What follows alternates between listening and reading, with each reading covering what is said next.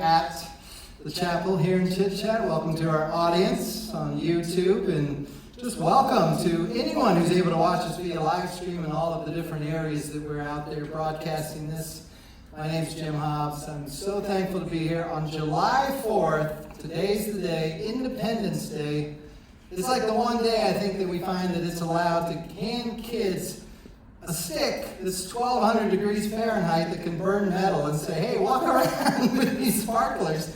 I was scared to death of sparklers. I don't know about you guys, but I was like, oh my goodness, you hand me this fire stick and tell me to go run around the place. This cannot be a good thing.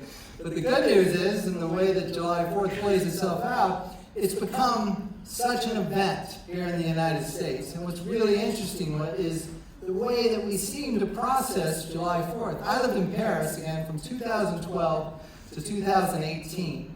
And so being over there, I got to learn a different way that July 4th was thought of. Like, I had no idea when the Declaration of Independence was signed, July 4th, 1776, that the government had, one, no money, two, really not much of a military at all, and three, really not entirely sure what they were going to do, except they didn't want anything to do with the Brits. I love it. There's absolutely nothing better than saying, you know what? I don't know what we're going to do in this situation, but I've had it, and that's it. And so what do? They send Ben Franklin over, and then in these days, it wasn't like you could just fly over.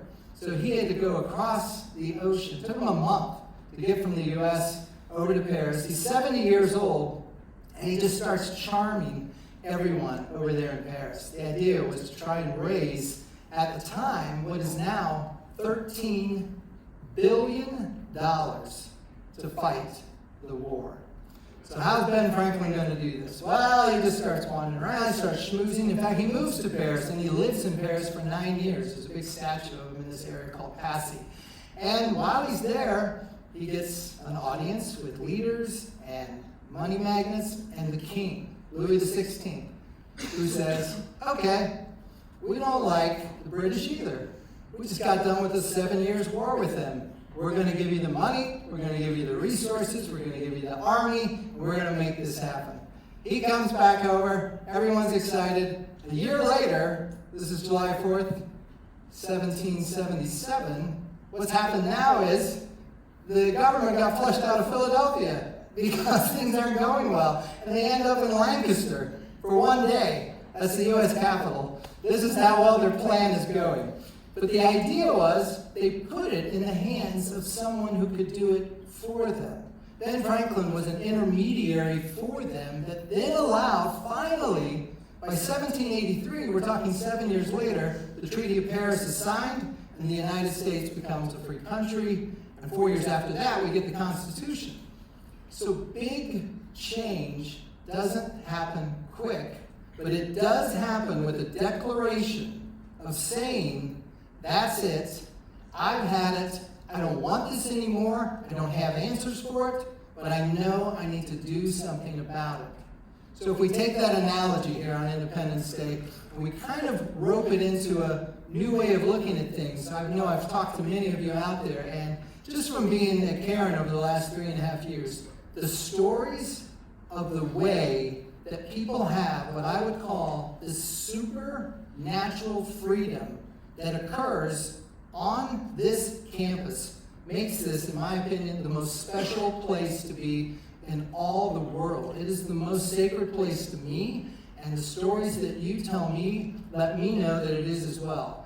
I'm just going to share some things that I've heard from all kinds of people over the years. There was someone, they told me that they had this longing for about 25 years. Their father had passed away, and they just weren't the same. They just could not seem, that was their best friend, that was the person they counted on, and it was sudden, and it was fast. And for 25 years, they struggled and struggled and struggled to connect and to try and feel the presence of the person that they cared for the most. So, up on the hill, looking up at the sky, they say, Dad, I don't know if you're there or not, but If you are, show me a sign. I'm lost. I give up. Show me a sign. At that moment, a shooting star flies across the sky. And they know that is the sign. They experience that. That then and there is the sign that their Father is with them. Then they go tell a friend, and while they're there, literally a white orb passes between them. Now a witness is there to see this. They know without a shadow of a doubt that their Father is with them, and their Father will always be there for them, and their Father is beside them. The presence is felt. At that moment, it's an instantaneous supernatural moment. Life is changed. Because you experience it. It's been a longing. It's been trying to come home to a place that's safe. And at that moment, this person knows they're safe. That happens here at Caron. Another story, someone had a guitar that they loved. It was one of the most special instruments that they had, and they took it in to get fixed. But at this point, the active addiction was ramping up, and we all know how that goes. And so it was a struggle, and they wanted to go pick it up. This guitar had tons of sentimental value to them, and when it was time to pick it up, they had a choice: either get the guitar or use the money for the drugs and the alcohol. And of course, in active addiction, it's not a choice. We just do what we do. And so the guitar sat at the store and wasn't picked up. At that moment, this person comes to terms with the fact that a change needs to be made. It is time to declare freedom without a plan, without an understanding, without even knowing how to do this. A declaration of independence is declared. I am not going to do this anymore. Next thing you know, Caron comes into the mix. And lastly, I cannot tell you how powerful the stories are when someone is searching and looking and finding, not necessarily for someone and not necessarily for something, but for meaning in life. There's so many times that our mind, the thing that's causing the issue, we're hoping our mind's going to get us out of that. The thing that's causing the issue is not going to help us in this case. And we're looking and we're searching for meaning in life. And the mind won't let us find it till we get to the point that many of us don't want to be here anymore. That is exactly what happens when a supernatural occurrence occurs in your life. Because there are so many people who have told me the stories. The fact that you are sitting here right now today, or watching this live stream, or watching this on YouTube, the fact that you are here is a supernatural freedom that you now get to start today. Without a plan necessarily, without an understanding of what the next steps are, but this gives you the opportunity to allow this to happen. The moments when they occur, you definitely know when they're here, and you definitely can feel it inside you. So many of you have said what's inside you is saying something, but your head is saying something else, and your body's doing something else. And you want to reconnect to the real you.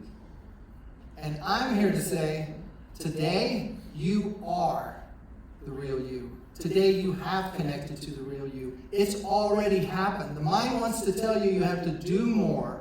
You have to come up with this plan. The next thing the answer is already there because you're here. You're sitting here right now. You just have to be. You don't have to do. And that's the glory of the Declaration of Independence, in the sense that you make that decision yourself, and you don't have to really do anything else except be yourself and not listen to the voices that are telling you you have to do something else.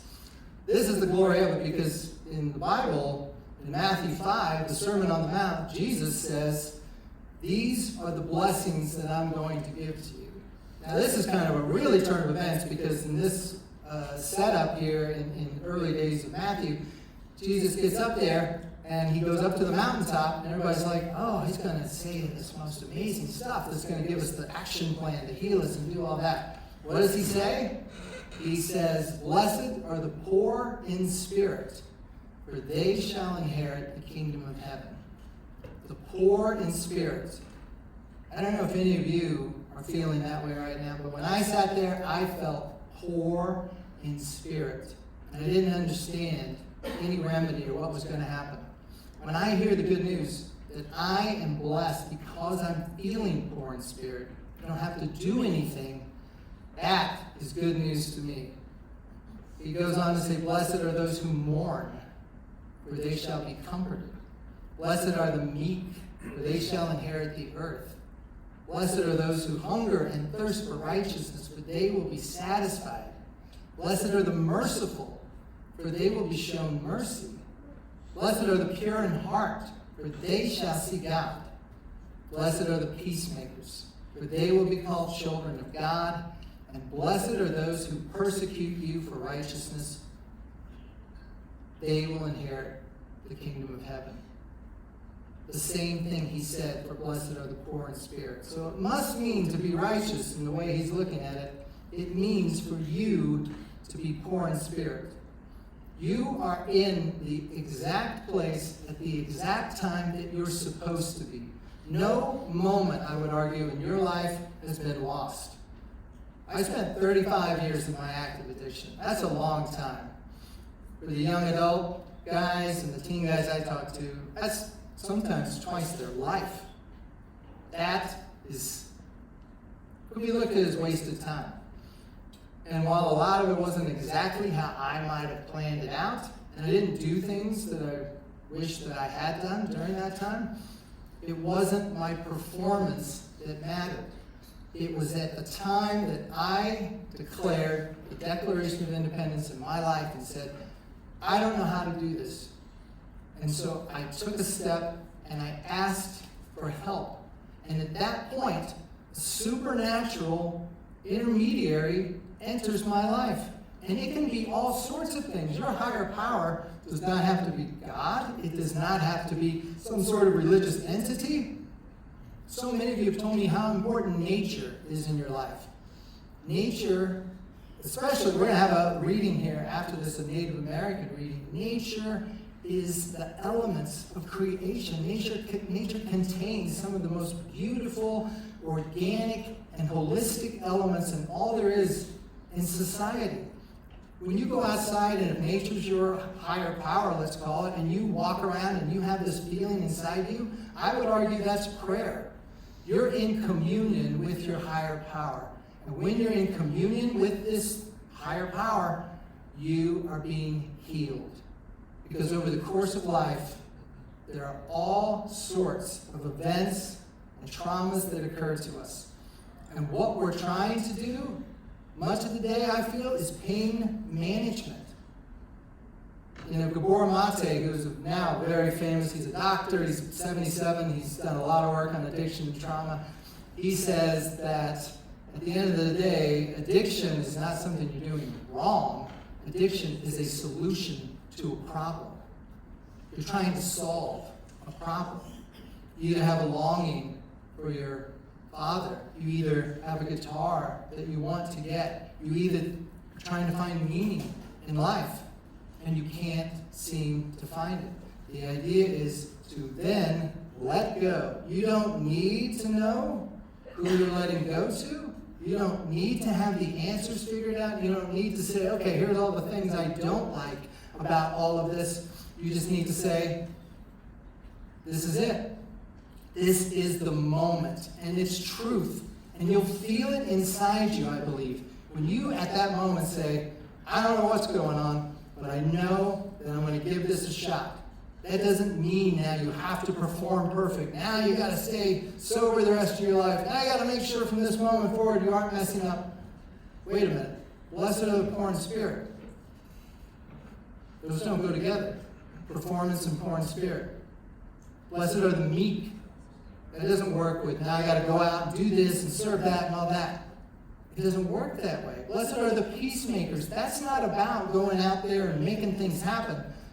That's about allowing this loving presence that I would argue is already in your life, that you've come in contact with many times, and letting it bubble to the surface and become what it is that you are. Because I would argue you already are that.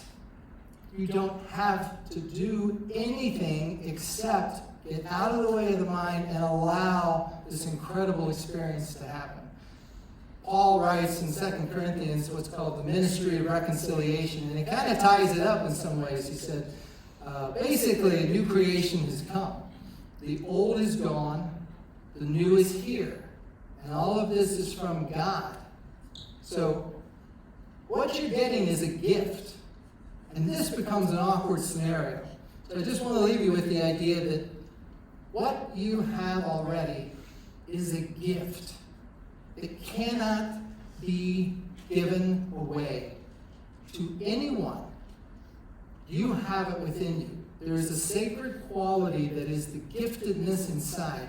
And when Paul says, God made him who had no sin to be sin for us, so that in him we may become the righteousness of God. Righteousness meaning poor in spirit. You get to be poor in spirit because an intermediary, whether it's Ben Franklin, whether it's a shooting star, whether it's a guitar sitting in a shop, or whether it's just sitting there in hopeless despair, that is the moment that you declare your independence. And the fact that you are sitting here today means you have declared your independence. If you don't think you have, I'm here to tell you, you have. You've already done exactly what it is you're supposed to do. You're already exactly where you are. And so if the understanding is we are now ambassadors of what it is that we represent poor in spirit. We represent those who mourn. We represent the ones that don't have answers, that only know an intermediary can solve it for us. And we represent what is the freedom that we all have in each of us as we live out this confusing life, to know that as we get more and more confused throughout the course of the day, the spiritual freedom that resides in you is a gift that can never be lost, and all you have to do is be with it, not do anything with it.